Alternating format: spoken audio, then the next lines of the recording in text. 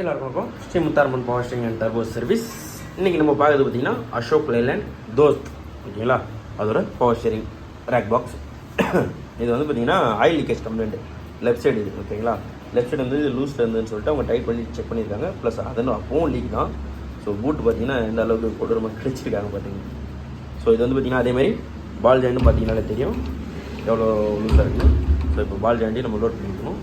So பாக்ஸை பிரிக்க போகிறோம். பிரித்து அப்படியே காட்டுறேன் பாருங்கள். ஸோ இப்போ பார்த்தீங்கன்னாலே தெரியும் அந்த பாக்ஸை இப்போ பிரித்தாச்சு. பிரித்து க்ளீன் பண்ண ஸ்டார்ட் பண்ணிட்டேன். ஸோ அடிபட்டிருந்தது இல்லையா, அதெல்லாம் பாலிஷ் பண்ணி, ஏன்னா இதுக்கு மேலே நம்ம டெப்த் எடுக்க முடியாது, ஏன்னா அவங்க அதை அடிச்சு பண்ணதுனால அது இதாகிடுச்சு. மேலே இந்த பிசிறு வரைக்கும் கிளியர் பண்ணியாச்சு மட்டமாக, ஓகேங்களா?